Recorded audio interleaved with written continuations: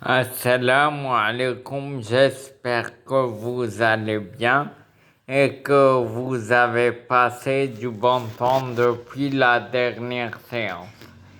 Dans la séance d'aujourd'hui, on va axer l'attention sur le taux de rendement interne comme étant un critère de choix des investissements.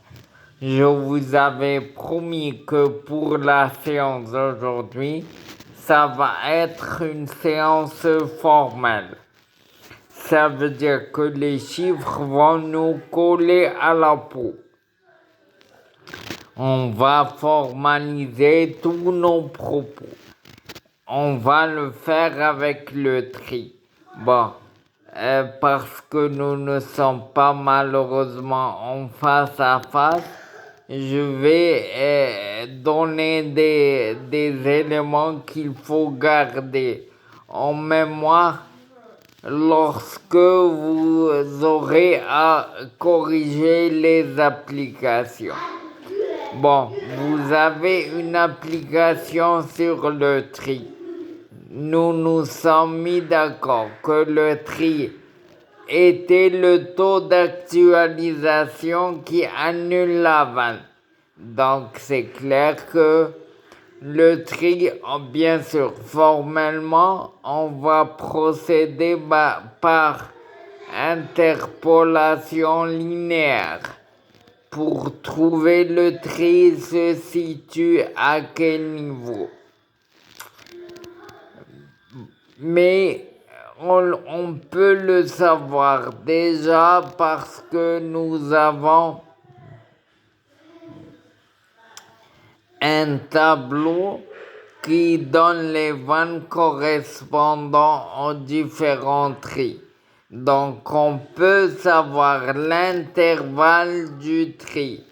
Nous, avec l'interpolation linéaire et la règle mathématique de 3, on va trouver la valeur exacte du tri. D'accord? Le tri va être le taux qui annule la vanne. D'accord? Avec le tri, nous aurons une vanne nulle. Avec un taux supérieur au tri, nous aurons une vanne négative.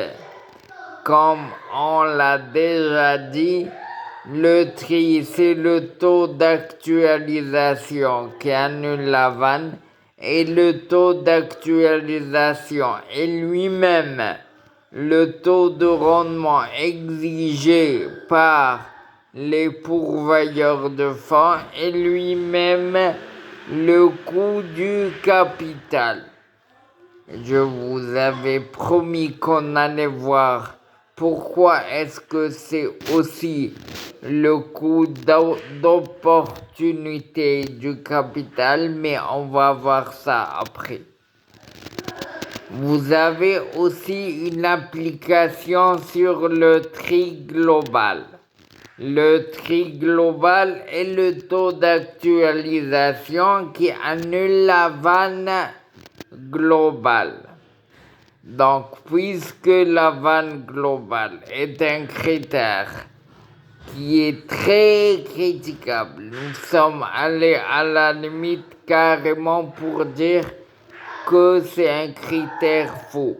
Donc, on a le droit d'appliquer les critiques de la vanne globale au tri global parce qu'il annule un paramètre qui laisse beaucoup à désirer. D'accord? Donc, le complément d'information qu'apporte le tri, oui, c'est un complément d'information intéressant, mais il ne peut pas dépasser la vanne.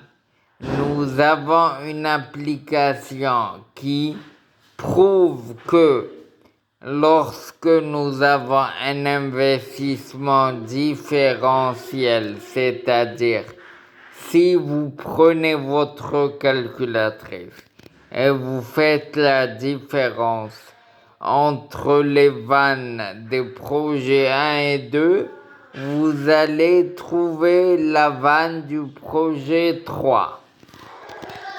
Et si vous faites la différence de l'investissement initial de 1 et de 2, vous allez trouver aussi la valeur de I0 pour l'investissement 3. Donc ça nous dit, et bien sûr, si vous faites vos calculs, vous allez trouver que la vanne pour le troisième projet est positive et le tri est aussi intéressant, c'est-à-dire qu'il ne dépasse pas le coût du capital. Donc, comme c'était le cas pour le projet 1 et 2, comme quoi les deux étaient à retenir selon la vanne, et que les deux étaient à retenir selon le tri.